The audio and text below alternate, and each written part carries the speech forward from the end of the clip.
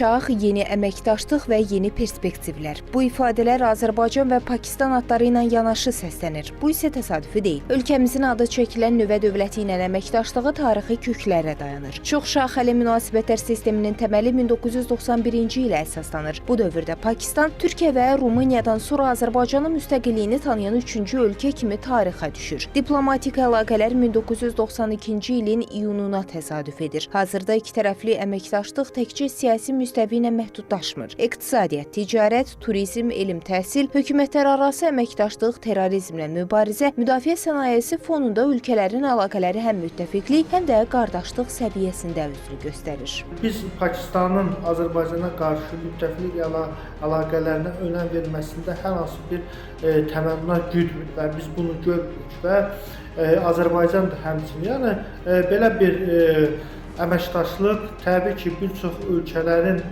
bir-biri ilə əməkdaşlığında yoxdur. Tərəflər bir çox hallarda öz maraqları naminə əməkdaşlıqdır, amma göründüyü kimi Pakistanla Azərbaycan əlaqələr tamamilə qardaşlıq, müttəfiqlik əlaqələrinə malikdir.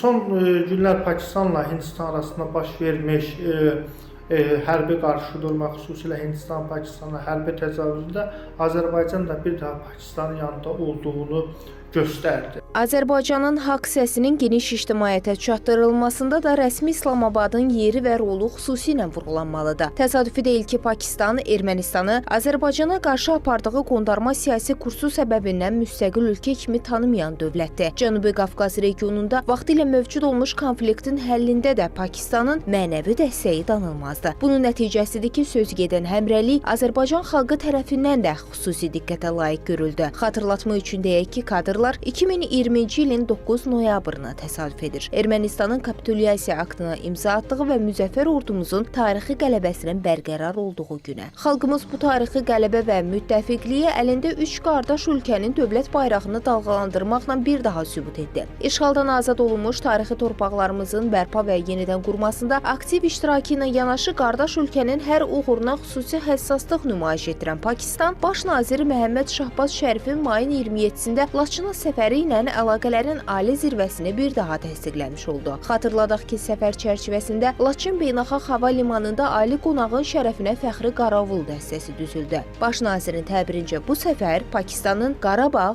Azərbaycandır mövqeyinin növbəti təsdiqinin ifadəsi idi.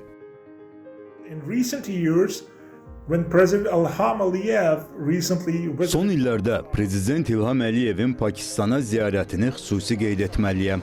Pakistanın baş nazirinin Azərbaycana səfəri zamanı hər iki ölkə ticarət, enerji və hərbi əməkdaşlıq sahələrində çoxsaylı müqavilələr və anlaşma memorandumlar imzalayıb. Hər iki ölkə bir-biri üçün strateji cəhətdən vacibdir və yalnız bir-biri üçün deyil, həm də region üçün önəmlidir. Azərbaycan Pakistanın Kəşmir məsələsini beynəlxalq forumlarda müdafiə etməsinə kömək edir. Pakistan isə hər zaman Qarabağ məsələsində Azərbaycanın yanında olub. Məhəmməd Şahbaz Şərifin Laçına səfəri bu bölgənin strateji əhəmiyyətini bir daha gündəmə gətirdi. Qeyd etməliyəm ki, Laçın çox böyük siyasi və mənəvi əhəmiyyət kəsb edir. Pakistan bu mənada Azərbaycanın ərazi bütövlüyünə dəstək verir. Azərbaycan, Türkiyə və Pakistan arasında üç tərəfli görüşün keçirilməsi isə üç qardaş, üç müttəfiq və üç tərəfdaşın regionun inkişafında, o cümlədən dünya siyasi arenasında rolunu bir daha aktuallaşdırır. Bu hal digər dövlətlər üçün örnək ola biləcək dostluq münasibətlərinin ən ali səviyyəsidir. Zeynəb Mirzəyeva, Real.